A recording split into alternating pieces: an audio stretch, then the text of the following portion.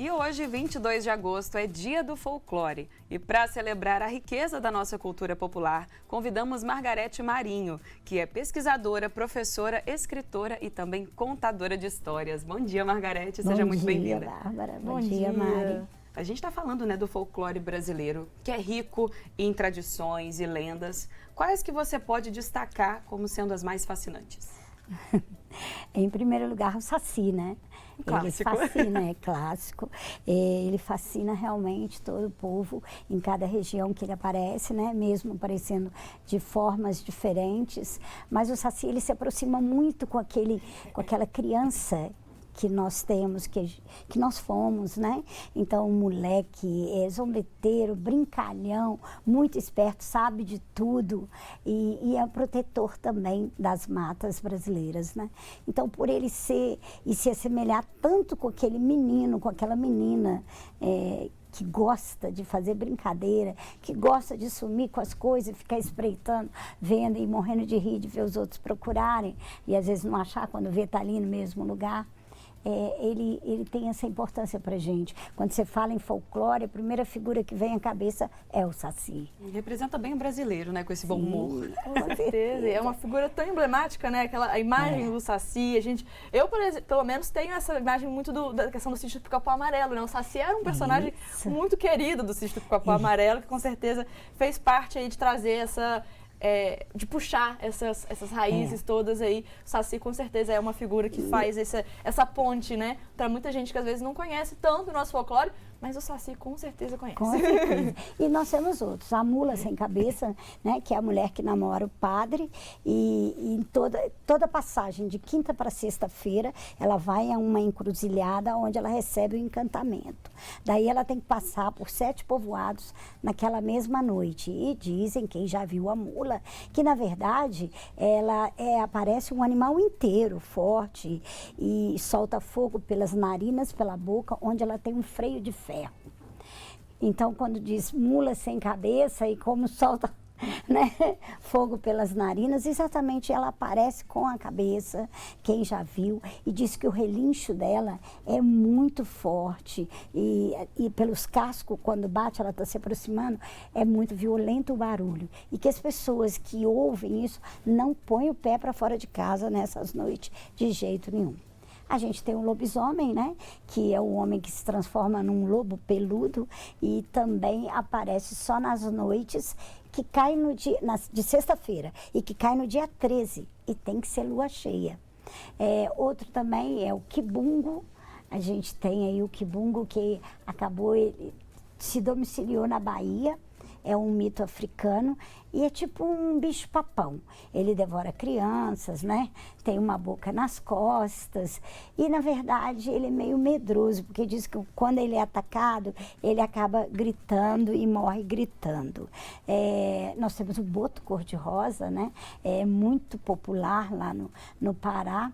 E o boto, à noite, ele se transforma num rapaz alto e muito bonito.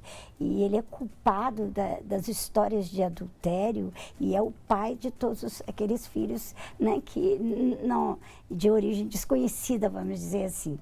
E ele nunca tira o chapéu, o boto, porque ele esconde um orifício que ele tem no alto da cabeça, que é o que eu acho que o ajuda a transformar num rapaz. E temos outros por aí, né? Muitos. A lista é longa. Mas além de todas essas histórias, né, e da forma com que elas participam do nosso imaginário, o folclore também se reflete muito na nossa vida cotidiana, nos nossos costumes, superstições, celebrações. Fala um pouquinho sobre isso pra gente. Sim, ele está no nosso dia a dia, né, com certeza. Então tá dentro da nossa casa, na cozinha, na sala, no quarto, na escola, na rua, no trabalho, o tempo todo. Então, por exemplo, quando eu menina, na minha casa não se podia tomar leite esparmanga, né? O espelho quebrado dá vazar, assim como passar debaixo de uma escada. Ou o chinelo virado, que até hoje você acha que pode matar a mãe. Então, coisas que às vezes fazem a gente dar risada, mas que na dúvida é melhor você desvirar o chinelo. desvira, né? Então são crendices e histórias, e até nas celebrações, as celebrações de festas, a festa junina, os nossos santos, cada um com as suas histórias, né? Por exemplo, Santo Antônio, que é um santo casamenteiro, e que se ele não se apressa em te arrumar o marido, você pode afogá-lo na água e que aí rapidinho vai aparecer um namorado. Então são tantas histórias, gente, em cada cidade, em cada pedacinho do Brasil, ela vem sendo renovada, recontada e acompanhando a evolução dos tempos. Então a gente tem muito exemplo disso, daqui a pouquinho eu vou até falar. E Margarete, você acha que alguma figura aí do folclore é particularmente intrigante e pouco conhecida? Nós temos algumas sim. Uma que me intriga mais é o Caboclo d'Água, que é uma figura tipicamente mineira, sabe? Ele é uma mistura de lagartixa com macaco e galinha. E ele aparece nas margens dos rios, principalmente ali na região do Rio São Francisco. E ele aborda pescadores e barqueiros pedindo fumo ou coisas, objetos, né, de uso pessoal. Se a pessoa não der o que ele está pedindo, ele afunda o barco. E se ao contrário, ele recebeu o que pediu, a pessoa vai ter uma farta pescaria com certeza. E recentemente, há uns poucos anos aí, ele apareceu no Rio do Carmo, entre Mariana e a cidade de Barra Longa, aqui em Minas. Então, assim, é um mito que dá para você ficar muito intrigado, porque lá nessa região, quando começou a ventilar que ele estava por lá, apareceram alguns grupos formadores, né, que fizeram campanhas para tentar ver o caboclo d'água, pegar, e ele aparece em outras regiões do Brasil, sim, mas ele tipicamente mais mineiro mesmo. E é nessa região do São Francisco, cheia de histórias, cheia de carrancas para assustar, que também é do nosso folclore. Eu acho que ele ganha nisso aí, sabe? As pessoas precisavam conhecer mais um pouquinho sobre ele. Nosso querido Aloilson Costa de Betim, ele disse o seguinte: o folclore, para mim, está na nossa condição humana. Num mundo onde a tecnologia tem se destacado e ocupado tanto nossas vidas, é urgente o resgate da cultura popular para trazer novamente um equilíbrio para a nossa humanidade. Eu gostei muito que ele usou aqui a palavra equilíbrio, porque é isso, né? E o folclore fala muito disso, né? Tem muitas... porque é a nossa base, né? Exato, muitas histórias que trazem um pouco essa questão do equilíbrio, de proteção ao meio ambiente, de conseguir tentar encontrar realmente esse ponto de equilíbrio entre a humanidade e a natureza. Então, essa palavra equilíbrio, com certeza, é importante, né? Sim, sim. E também quando ele fala do resgate, na verdade a gente transita, né, nesse mundo do folclore, com certeza. Todo mundo transita e às vezes nem percebe e se dá conta. Verdade. Mas a gente precisa ressignificá-los e eles vêm se renovando, sendo ressignificados na vida atual, cheia de tecnologia. Mas as brincadeiras continuam, as crianças continuam jogando bolinha de gude, brincando de ioiô, cantando músicas, né, músicas infantis ou mesmo as músicas populares brasileiras que já falam dessas histórias, já remetem a essas histórias que fazem parte da nossa vivência, das superstições, das crendices que a gente vive até hoje, não é? E o nosso Brasil, ele é uma rica mistura, né? Tem essa herança indígena, africana, europeia. Como que tudo isso se comunica com o nosso folclore? Sim, exatamente nos dando essa identidade, né, brasileira, essa identidade, por exemplo, na culinária, quando você vai fazer uma comida, a maioria das receitas, dos ingredientes, você vê ou são indígenas ou são africanos, né? E você vê isso acontecer até no nome dos legumes, e que você vê variações das frutas. Isso é muito forte na nossa alimentação, no nosso costume, no jeito de comer, no jeito de falar, de dançar, de cantar. É dessa maneira que esse folclore, que a gente se comunica com essas três bases, né, que fazem a nossa cultura. Vão nos dando identidade, com certeza. Isso aí. A gente falou um pouquinho sobre o Saci Pererê, né, que é essa figura, que eu acho que, como a gente disse, é a mais icônica do folclore brasileiro. E que você disse um pouquinho também que existe manifestações diferentes do Saci ao redor do Brasil. E eu queria saber por que ele é tão importante, por que ele é essa figura tão emblemática e quais que são essas diferenças que ele tem ao redor do nosso país, que é tão grande, né? Eu acho que ele é muito emblemático porque ele é um ser completo. um mito completo, uma lenda completa, né? Como a pessoa quiser. Ele nasce, ele cresce, ele vai se reproduzir, ele morre aos 77 anos de idade, se transformando, né, num cogumelo venenoso ou numa orelha de pau. Na verdade, ele vai ser eterno, porque ele vai estar na natureza e ali cuidando como protetor ainda das florestas, das matas. E ele aparece de várias maneiras, né, pelo resto do Brasil. Tem lugar que ele é um índiozinho, um curumim.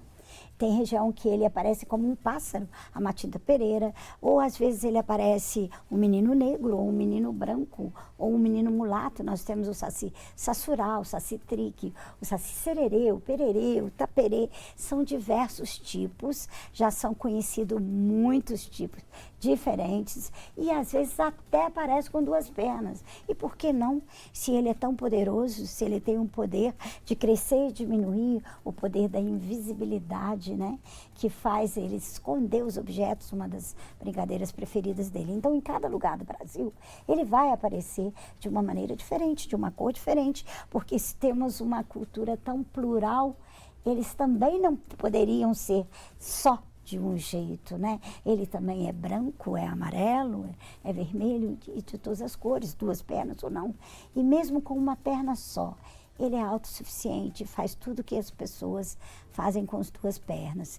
Então, nem considero como sendo uma deficiência, porque, na verdade, ele dá conta de tudo, né, com uma perna só. E a gente vê isso acontecer naturalmente até com o ser humano mesmo, que você cria essas condições, né, de se superar. Nossos mitos também. E se você assistir um seriado, Cidade Invisível, quem já viu, né, a renovação dos mitos, o Saci ali está com uma prótese, quer dizer, foge totalmente à história, mas eles estão tentando cuidar de alguma forma, né, dessa renovação, dessa colocação no hoje. Manter a memória viva, né? Exatamente, porque a gente vive essas histórias. Mas aquele menino de uma perna só vai ser eterno, com certeza, no imaginário coletivo. Não tem como fugir disso. E a Tuninha, nossa telespectadora de Varginha, também valoriza muito do nosso folclore. Ela diz: amo Curupira e todos os demais personagens do nosso folclore, mas tem gente que só dá importância ao Halloween. Então ela fala, às vezes, de uma supervalorização, né, de algo fora do nosso país, o que também não é um problema, claro, desde que a gente também consiga reconhecer o valor do que está aqui, né?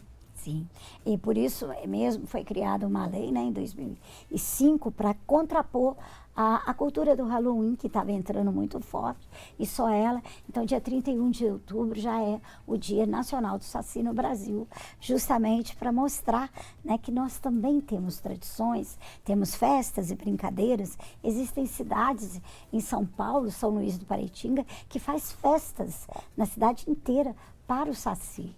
Então, isso é importante, né? Essa associação de amigos do Saci, de preservação dessa história. Com certeza. E eu concordo com a Tuninha, eu acho que o Curupira também é meu favorito, viu? Eu adoro o Curupira. Eu Curupira acho é sensacional. Todos são ótimos, né? Mas o Curupira eu acho que é o meu favorito. Eu acho que eu tô com a Margarete, quando ela destacou o Saci. Quando Saci fala também é de especial. folclore, acho que automaticamente na minha mente vem uma barrinha assim, Saci Pererê. Quase que como um combo. O Saci realmente ele é muito especial, mas eu acho que se for para escolher, o meu favorito seria o Curupira. Mas eu acho que tem lugar para todos. Tem lugar para todos serem amados. E agora vamos sair um pouquinho da questão das lendas e falar um pouquinho das danças, as danças folclóricas, né? A gente tem o frevo, o maracatu. Qual que é a importância delas no nosso folclore?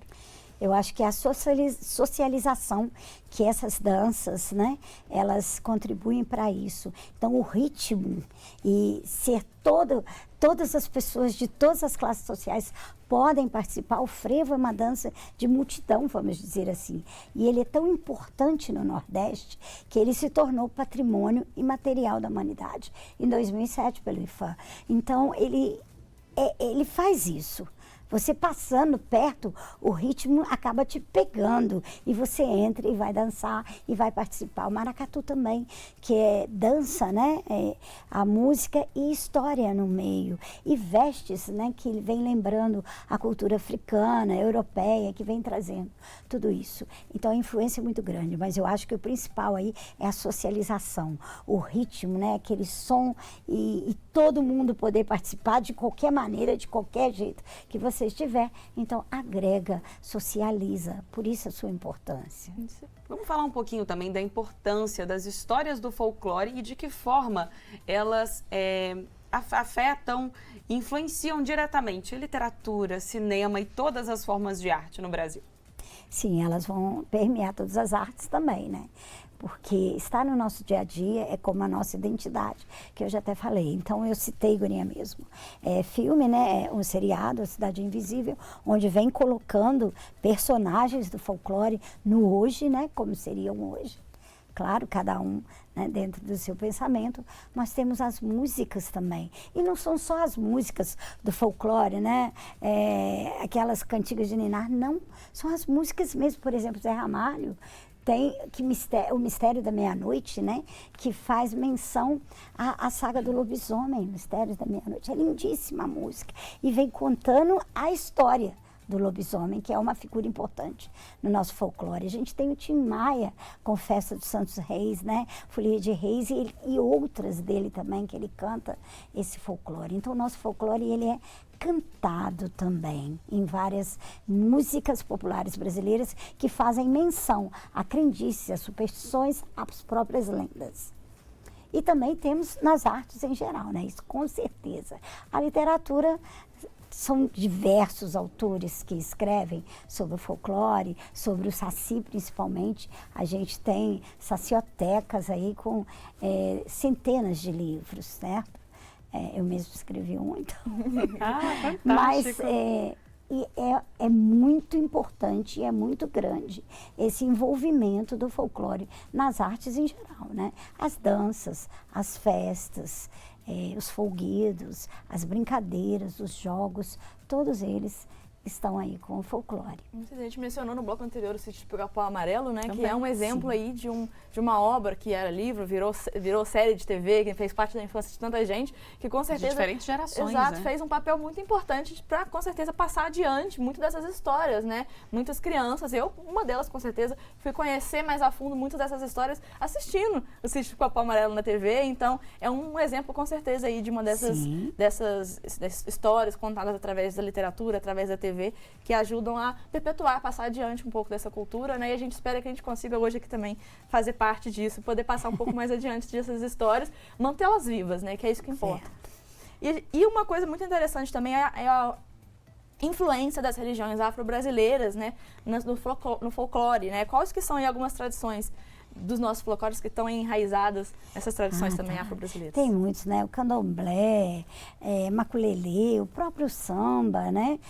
A umbanda. E você vê raízes mostrando aí, você vê as mães de santo, as mães d'água, né? Principalmente na região de mar, você vai ver isso muito forte. Essa religiosidade vindo pelas águas, né, gente? Iemanjá, são figuras super tradicionais. E aí você vai para o norte do Brasil, você tem Círio de Nazaré e tem outros. Isso tudo vem compondo e fazendo essa influência realmente na nossa vida. E é bonito de se ver, é bonito de se participar. E vão multidões, né? Vão multidões atrás e vendo. E é muito forte no nosso povo.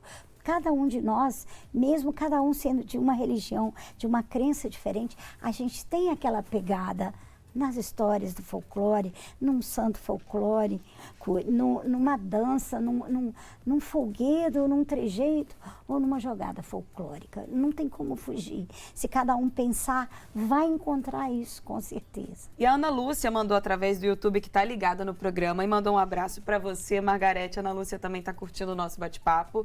E eu quero falar mais das festas populares. Quais que você acha aí que são as mais emocionantes do folclore brasileiro e que a gente não pode passar dessa existência sem ter ido em uma dessas festas? Com certeza.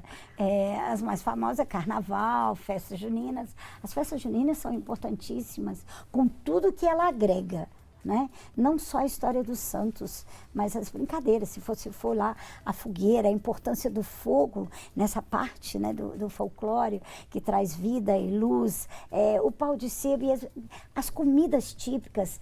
A festa junina que acontece no Brasil inteiro, cada um do seu jeitinho, nas danças, na quadrilha, naquela contação de história que é a quadrilha, naquele casamento na roça, né? E você vai participar de uma riqueza impressionante e tem que ver, e cada lugar diferente, lógico. Nós temos também Congado, temos o Bumba Meu Boi, que é outra dança, e a história dos bois, que acontece no Brasil inteiro, cada um com um nome, Boilé, Boi de Mamão, Boi Bumbau, Bumba Meu Boi, os bois em Parintins, né? Que também é riquíssimo, desculpa. Não, fica à vontade. E realmente a gente está falando dessas festas populares. São festas que, para algumas pessoas, talvez seja ali algo a mais, né? Algo muito pontual. E para outras, é quase que uma marca registrada da vida, né? Sim, e levam um ano inteiro se preparando para aquela festa, né? Mesmo o carnaval, que as escolas se preparam um ano inteiro para o próximo carnaval, né? Produzindo fantasia, samba enredo. E é uma produção, né? Vamos dizer assim, até já é cultural, industrial e já entrou nessa questão. Mas que se produz o ano inteiro, com certeza. E voltando à história do boi, o Bumba Meu Boi é tão importante você pelo menos ouvir, ler ou assistir essa história, porque ele envolve personagens humanos e animais fantásticos, né? Gira em torno da história de um boi que morre e é ressuscitado, dançando. Mas ele parte de uma crendice que é muito comum entre a gente. Pelo menos, há uns tempos atrás, a crendice de que a mulher, quando estava grávida, se tivesse o desejo de comer alguma coisa, tinha que comer, senão o filho ia nascer com a cara, né? Então, assim, eu fiz um trabalho com meus alunos do projeto Escola de Escritores e as crianças pesquisaram as histórias que tem em casa e saiu cada coisa ótima. Até hoje, algumas famílias ainda têm isso, né? E tá grávida, não, tô com vontade de comer isso, come, senão vai nascer. Se não nascer com a cara, naquela época, lógico, não tem como, não nascia com a cara, mas nascia com uma manchinha aqui, uma pontinha vermelha, verde.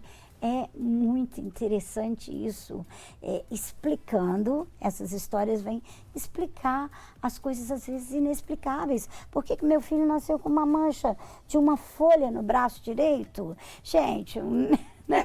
Cientificamente, não, acontece, mas o folclore vem explicar. As histórias, as crendices explicam. Então nós temos tudo isso aí, nos dando assim, um consentimento na vida, uma explicação para aquelas coisas que a gente acha, nossa, é impossível. Isso aí, a gente está falando de festa e se tem uma coisa que o brasileiro sabe fazer muito bem é aproveitar as festas populares. São eventos que fazem a gente sorrir e celebrar, mostrando nossa rica cultura de um jeito que é a cara do nosso país.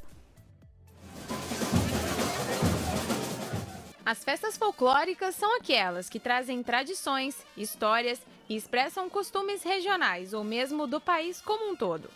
Não importa se são grandes festões ou pequenos eventos de bairro, elas tomam conta das ruas.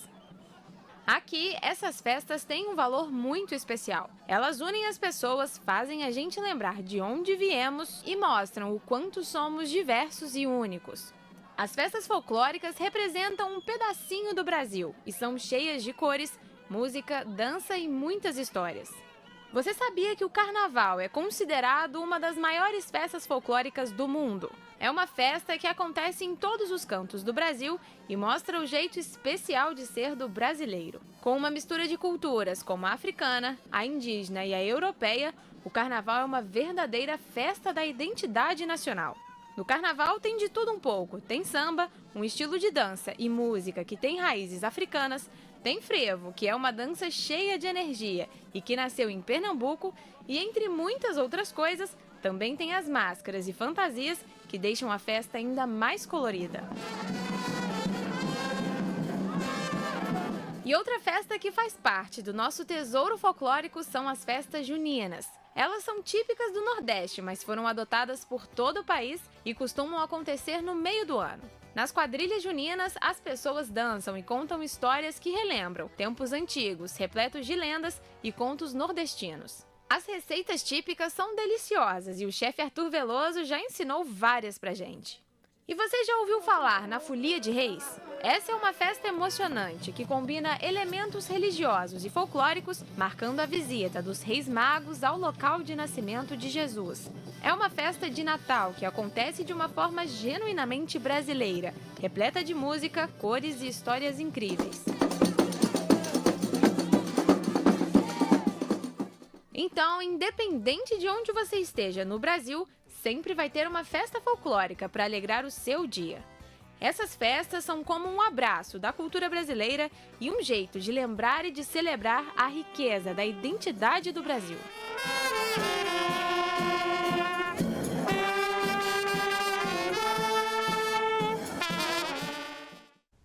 Nossa, é tudo tão lindo, né? Lindo, colorido. A gente falou então, Margarete, de festas, de celebrações, mas quero falar também dos contos de assombração.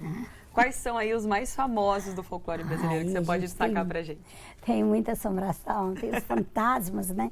Principalmente. A gente tem o máximo aí que é o corpo seco, eu acho, que é uma das assombrações que mais deixam a gente, assim, vamos dizer, aperreadas, né? O corpo seco era um cara que durante a vida ele foi tão ruim, mas tão ruim, que depois da morte foi rejeitado por Deus, pelo diabo e pela própria terra onde ele foi enterrado.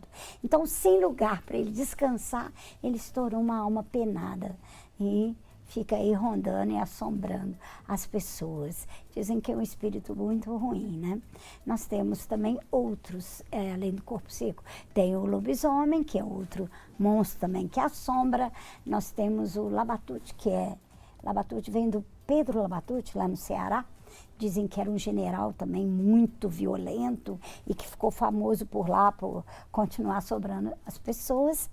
E aqui em Minas a gente tem a Procissão das Almas, que conta a história de uma mulher que ficava na janela dia e noite fofocando, vigiando a vida de todo mundo e fofocava para todo mundo, levando maldade, né, fazendo intrigas e briga nas famílias. E ela ficava tanto tempo na janela que ela acabou dando calo nos cotovelos de tanto ficar ali na janela. E certa noite ela estava lá, veio vindo uma procissão cheia de pessoas com velas acesas, e ela na mesma hora, né, com respeito, prestando atenção, quando a procissão foi se aproximando, ela viu que eram almas, né? Não, eram esqueletos, e aí ela ficou tão apavorada, porque no meio da procissão que passava por ela, e mais ninguém via, só ela via, vinha a morte com a foice, e que acabou ceifando essa mulher, né, da fofoca.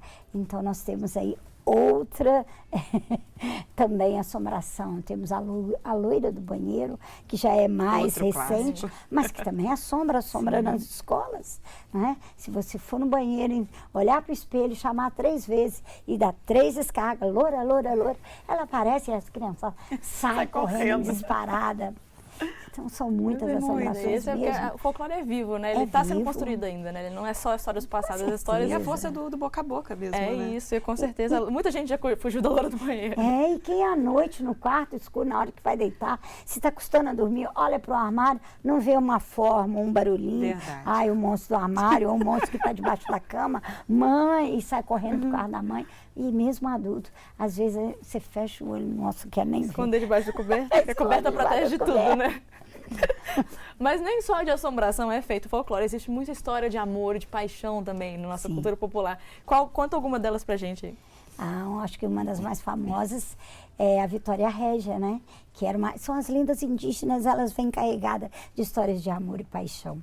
A Vitória Régia era uma índia, assim, linda, e que se apaixonou pela lua, e que ela morre afogada ao se debruçar sobre o rio para tentar tocar o reflexo da lua. Então a tribo toda, né, que chamava a lua de Deus da lua, Deus da terra, Ajaci, conta que a lua escolhia as índias para se tornarem estrelas no céu e levava mesmo elas. E outra também que a gente tem é do Uirapuru, que é um pássaro. Conta também que era um índio guerreiro e que se apaixonou pela mulher de um cacique muito violento. E no desespero dele não poder ter certeza de que ele jamais poderia casar com a sua amada, ele começa só a admirá-la de longe. E naquela esperança e naquela tristeza de não poder chegar perto, ele pede a Deus, né, Tupã, que o transforme num pássaro para poder cantar para ela e ficar sempre por perto cantando. E Tupã concede esse desejo a ele, e tá aí o pássaro Uirapuru. Nós temos outras também, histórias de João de Barro, e a maioria dessas histórias de paixão são indígenas. E como que também, assim, o folclore, ele é implementado na nossa educação para passar os valores culturais e também éticos? Olha, todas as escolas que eu saiba, pelo menos todas que eu conheço, elas trabalham o folclore, cada uma do seu jeito. Algumas dedicam o mês inteiro de agosto para o mês do folclore, uma semana ou um dia, mas elas estão sempre trabalhando com exposições, com brincadeiras, levando autores até contação de histórias. Mas eu acho que as histórias e as lendas, por si só, elas já passam esses valores éticos, né? Como a procissão das almas que eu acabei de falar, a mulher que é fofoqueira. Então, você não precisa contar para a criança, depois que se ela ouve essa história, você não precisa falar, tá vendo como é ruim ser fofoqueiro? Sabe, é uma coisa que você ouve as histórias. O ensinamento já está ali, né? Já você retira dali aquilo que você vê, o que é certo, o que é errado, exemplos, né? Então, é natural. Eu acho que ele flui, passa pela gente naturalmente. Com certeza. E a gente viu aí que o folclore ele é muito rico no Brasil inteiro, que existem mitos, lendas, festas, enfim, que permeiam o nosso país todo, mas também existem regiões onde existe seu folclore próprio, onde também essas manifestações da nossa cultura popular são mais fortes. Eu até diria que as regiões do interior é um lugar, né, as cidades mais longe dos centros urbanos é onde essa cultura está mais viva, eu diria, mas, além disso, eu quero saber em que outras regiões do nosso Brasil, né, em que lugares do nosso país a gente pode dizer que talvez o folclore é mais forte, está mais vivo e que a gente deve olhar para esses lugares assim para a gente conseguir entender um pouco mais aí da nossa cultura. Ele é riquíssimo em todas as regiões, né? Sem sombra de dúvida. Mas consolidado nós temos todas as histórias que nós citamos, todos os folguedos, brincadeiras que a gente citou, mas ele ainda acontece hoje, né? Eu colocaria aí a região sudeste como a primeira. A gente tem coisas aqui que a gente nem imagina, de cidades pequenas que você vai e você escuta, como eu escutei de uma cidade pequenininha, o que acontece naquele cemitério. Sempre tem histórias no cemitério, de um túmulo ou outro, de quem que morreu e que são muito interessantes e seria um tempo muito longo até para contar todas. E depois o Norte e Nordeste. Eu acho que a consolidação de todas essas manifestações por lá e aqui em Minas, que falam desse abertamente escancarado do nosso folclore. Mas ainda hoje a gente tem as lendas urbanas acontecendo nos centros urbanos. Então não é só ali dentro, na roça não, né? Na zona rural não. A gente tem histórias ótimas acontecendo do nosso lado. Há pouco tempo aqui, Juiz de Fora, não sei se vocês se lembram, quando foi inaugurado o Shopping Independência, começou a surgir a lenda de que ia cair. Sim, eu lembro disso. Sabe? E o shopping está aí firme há anos. Que bom. E aí, se você for procurar o porquê disso por trás, você vai ver que as histórias estão sendo criadas por algum motivo, alguma razão, mesmo que, né, de marketing, vamos dizer assim. Teve uma época que apareceu uma história que uma criança foi picada por uma cobra na piscina de bolinha no McDonald's. Eu lembro e dessa muita gente também ouviu isso de fora. Eu te pergunto, você conheceu a criança, a família? Em qual hospital que ela estava? Morreu mesmo? Quem viu? Quem sabe quem São coisas que tomam essa forma de verdade. Né? Essa história aconteceu em várias cidades do Brasil, né? Aqui em Minas principalmente, Ipatinga, Montes Claros, aqui de Juiz de Fora. Como que uma rede dessa ia deixar, né? Verdade. Então, assim, são lendas urbanas, o chupacabra, o ET de Varginha. Se você foi em Varginha, eles juram de pé junto que viram. E como você vai contradizer? Não existe, não é verdade. Estão acontecendo toda hora. E estamos aqui exatamente para também manter essa memória viva. Margarete Marinho, muito obrigada, minha querida, pela presença e por tornar a nossa manhã tão cultural e tão especial. Obrigada, eu que agradeço, viu? Foi uma honra. E aí deixar para vocês esse recado, né, que realmente o folclore, ele não é uma coisa do passado, ele está no presente, é a nossa cultura popular. Então tá aí toda hora, nós fazemos a nossa cultura popular, nós fazemos folclore, é o que somos. Muito obrigada, Margarete. Obrigada e obrigada a vocês também que participaram, mandando comentário ou a pergunta.